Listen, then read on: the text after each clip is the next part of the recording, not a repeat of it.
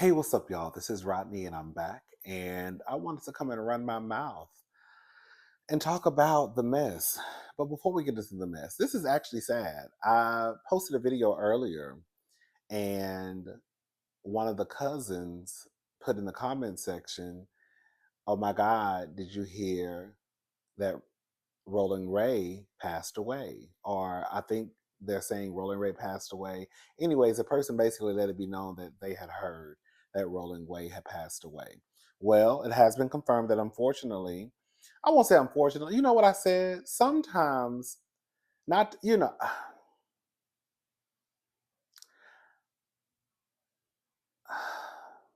I guess it depends on the person. I'm about to start rambling. Can I just get my thoughts out real fast and we'll get into this? Depending on the person, and depending on who you're talking to, death can be a horrible thing, right? I think that the person who may be going through the transition, they may have a different outlook on it. Like, I'm not going to start crying. A part of me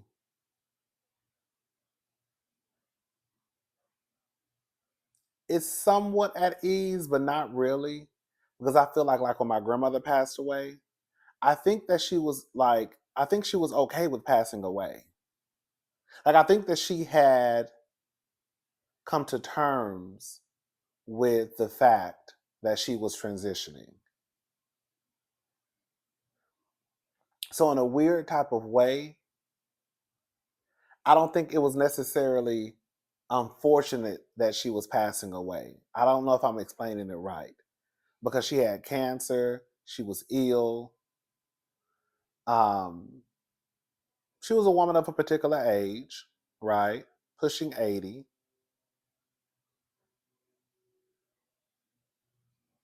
I think that she had, based off of like a small conversation we had in the hospital, I feel like she had come to terms with the fact that she was about to go to the other side, right? So I don't think that sometimes, and I'm not speaking for everybody. I can't speak for everybody. I was thinking sometimes when we say, unfortunately, somebody passed away, what if through their eyes it's not an unfortunate situation? What if, and then also, I remember, girl, we're just gonna talk. We're gonna get to Rolling Red, I promise. I have a friend, right? And she used to date this guy. And for them, they did not look at death as this unfortunate situation. It's supposed to be a celebration. Correct me if I'm wrong. For the saints, the Christian folk, correct me if I'm wrong. Death is really supposed to be a celebration because you're going home to be with the Lord. So there's really nothing sad about death. It shouldn't be based off of what they say, right? Like when people died in their family, I think at the time when she was dating him, I think their grandmother passed away. This was years ago, like girl, 2000, girl, 2006, 7. I remember her telling me that she was like, "Oh my God, are you okay?" He was like, "No, we're fine." He was like, "This is like a celebration, like our grandmother. She's going home to be. She's going home." So I feel like for some people, again, it just depends on the lens that you look through it. It'll be sad. Like it's sad for me when my grandmother passed away. It's still sad, right? Girl, I'm trying not to cry. Girl, I'm not gonna cry, I promise. It's still sad, but when I look back sometimes, I'm what if she was okay with dying?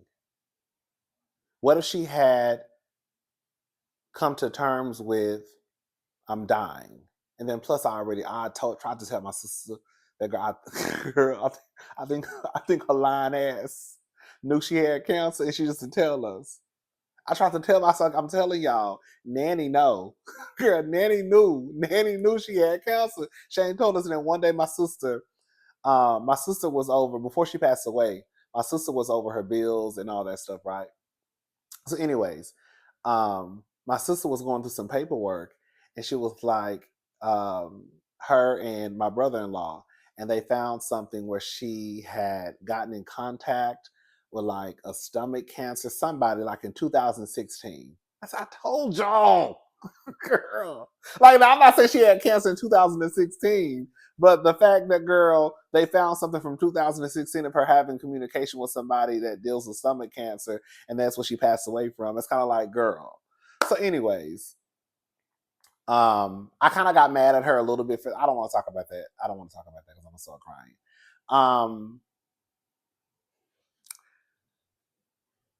Hold up. I kind of got frustrated a little bit because I'm like, why she ain't tell us?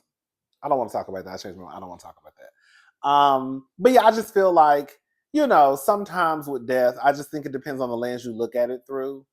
Like, again, like, I think that, you'll be sad, we'll be sad, but then I don't know if it's necessarily like an unfortunate situation.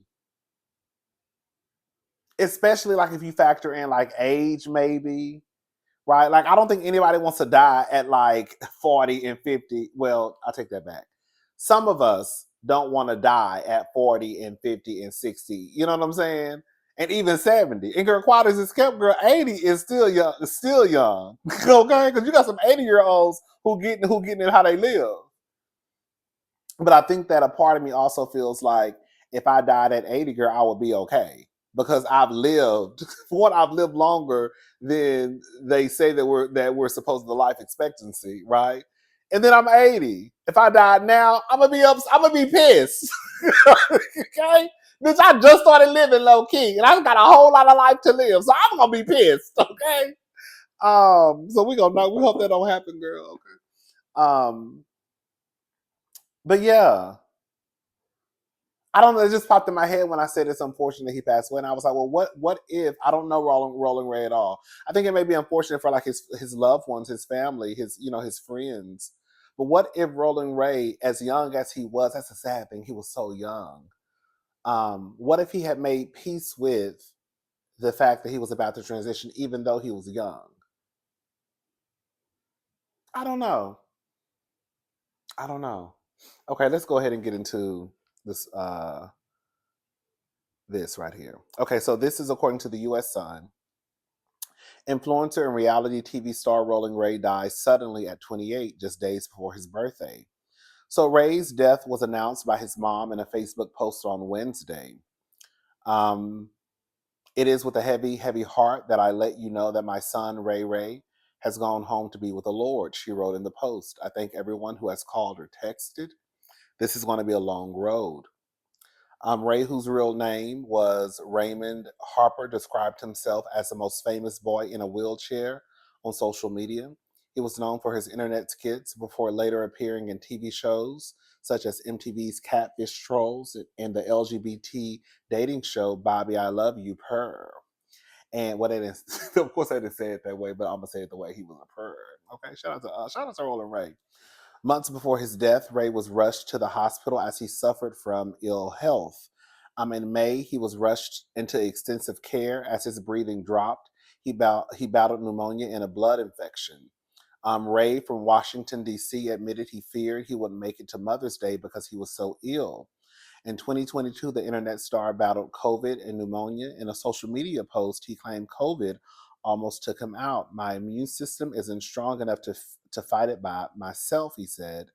Singer-songwriter Bobby Lights has led the tributes to the internet personality. Damn, I tried to wait this one out, praying it was another rumor, he wrote on X. Rest in peace to the most famous boy in a wheelchair. We came together and showed the world how two different people from two separate paths in life can put hate aside and create magic. Oh my, I'm about to start crying. Girl. Okay. Um, You are loved all over the world and you will be missed dearly. Spread your wings and fly. Oh, God. So, yeah, Rolling Ray, he passed away. I hope that he was at peace when he transitioned. I hope that it was not a painful death. I hope that his family is doing the best that they can. I um I personally didn't know Rolling Ray, but of course, like a lot of you, um, we met him through our television screens, and I always thought he was hilarious. And I will use some of his I will use little clips from some of his little sayings on Twitter sometimes. So yeah, we're gonna go ahead and move on. Again, shout out to Rolling Ray, and I hope his family they're doing the best that they can do considering the circumstance. All right, y'all. Okay, now I got myself together a little bit. I wanted to come back and add this part. Do y'all remember when Rolling Ray was on Judge Toller's show and uh, the court show? I can't remember the title. And he said that he knew Beyonce, and I think everybody, including me, was like, "Girl, Rolling Ray, shut up, girl, you lying."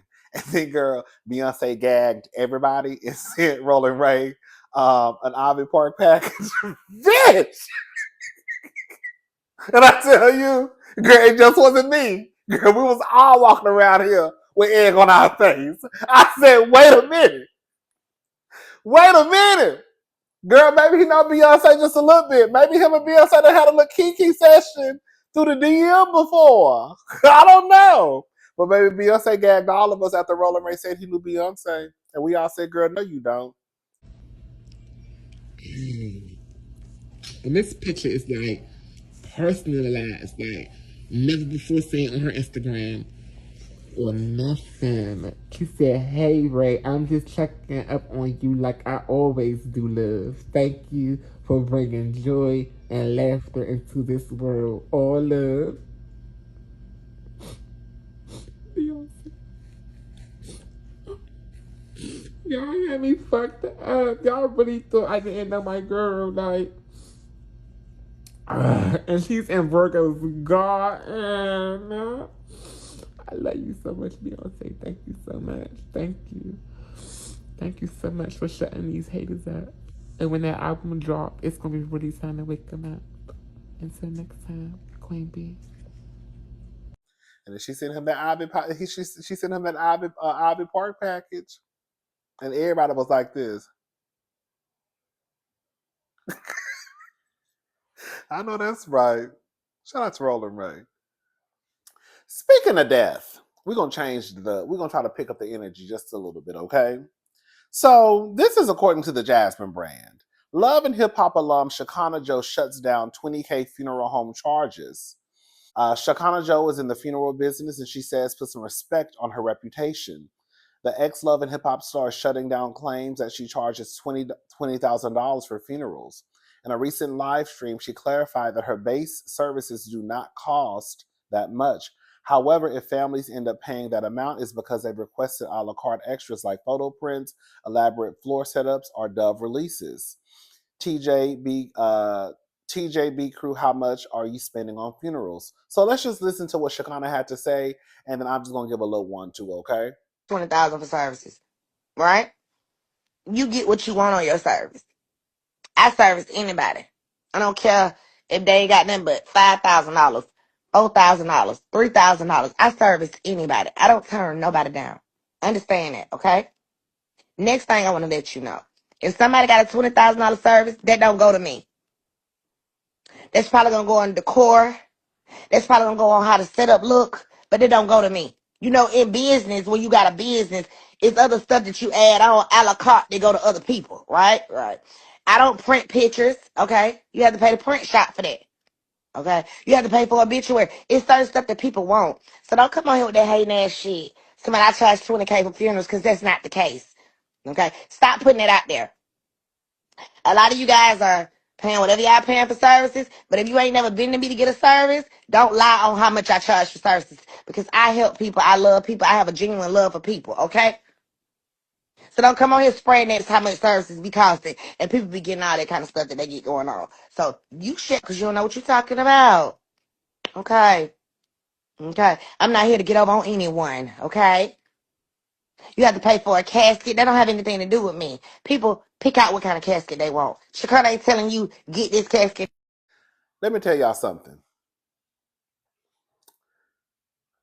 Two professions. One profession that I might need to go into when I get my coin together is the funeral business, because no shade, and it's not about just making money, but people die all the time, right? We're all gonna die. There's no ifs, ands, buts about it. And two, girl, I should have become a divorce attorney. Okay, because the divorce attorneys is clearing bank. These people are making money. Now, I don't know about every divorce attorney, but some of these divorce attorneys are making bank. I didn't even think about that until the other day when Simon Gubadia, he owes his lawyer, I think, what, $200,000? I said, God damn. Just to break somebody up? You know what I'm saying? And that's just one person. No telling how many other clients this person has. And then remember on Real Housewives of Atlanta, Kelly owed her lawyer like $150,000 at the time. I said, God damn. Girl. So anyways, I just want to say this much. If you're ever on the end of having to plan a funeral, deal with the funeral, then if you've ever been on that end, you will know. All I can say is this. Funerals are expensive as hell. I done already told my sister now. Okay? Girl, if I die before y'all, girl, please don't spend all that money on a funeral, girl. Now it's one thing if I'm rolling in the dough, girl, you can give me a little 1-2. Okay? A little celebration time. Come on, girl. Just a little 1-2, right? We got a little coin. He got a little coin. We can give him a little cute going away, right? But girl, if we ain't really got it like that, you know what I'm saying? Then girl, don't be spending all your money on a funeral, girl. Okay? Don't be spending all our money on no funeral, girl. Girl, matter of fact, you can just cremate me if that's the cheapest way, and girl, go about your business, girl. It makes no sense for you to go in debt over a dead person. I'm dead serious when I say that. A basic funeral can run you about 10 stacks. When I say basic, I'm talking about basic, like, girl, the casket, girl, probably, girl, 1 or 2 pieces of a flower. Hello? A little tombstone. I'm talking about basic. I think when my brother passed away, his father, I don't remember the details. I think his father paid for the funeral. I think. I think so. And the casket alone, I think, was thousands and thousands and thousands and thousands and thousands of dollars. Hello? Girl.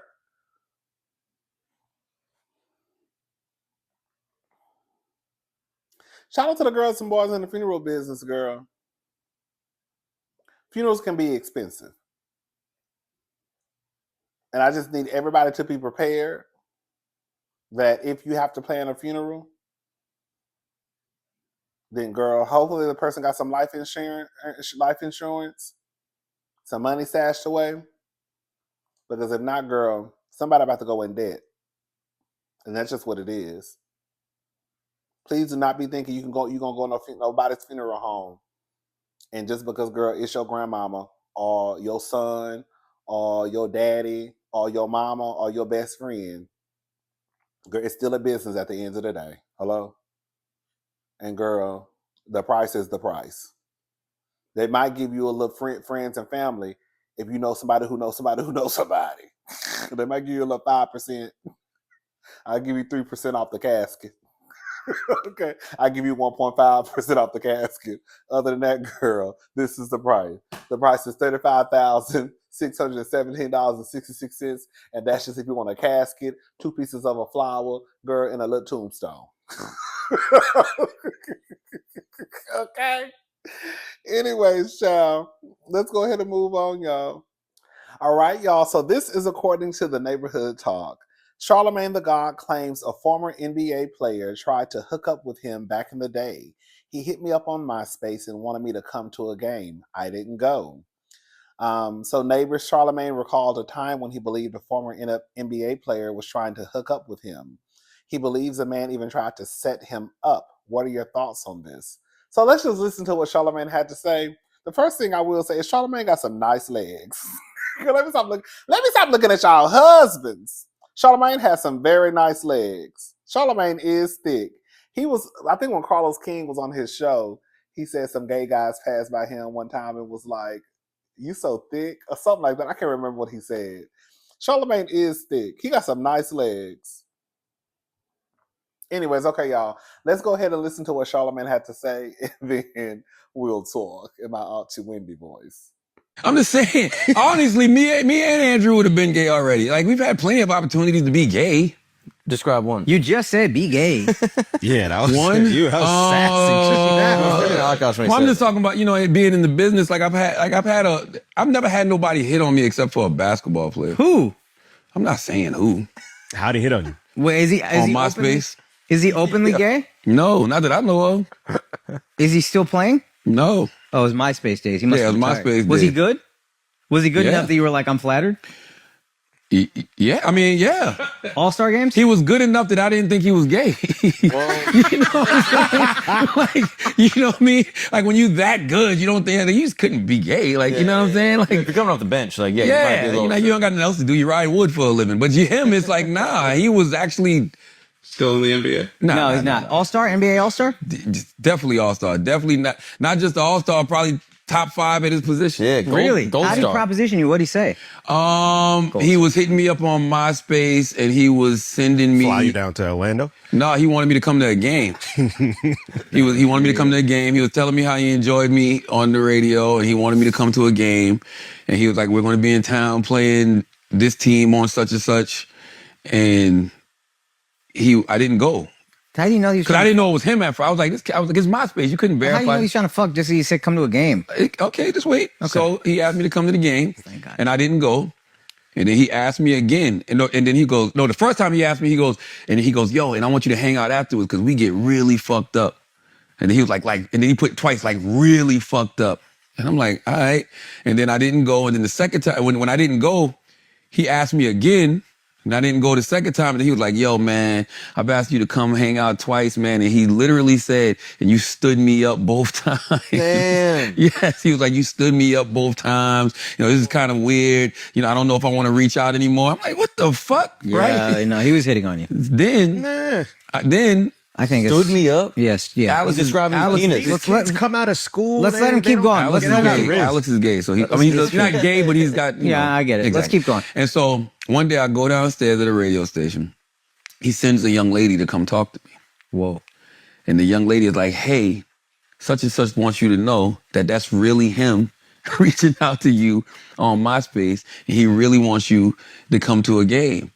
And I'm like, all right, I'm cool. I don't think I'm really interested. And she was like, all right. So then she used to live in Jersey, close to where I used to live. And she asked me to come over one day. And so I went over to hang out with her. And she had her titties out.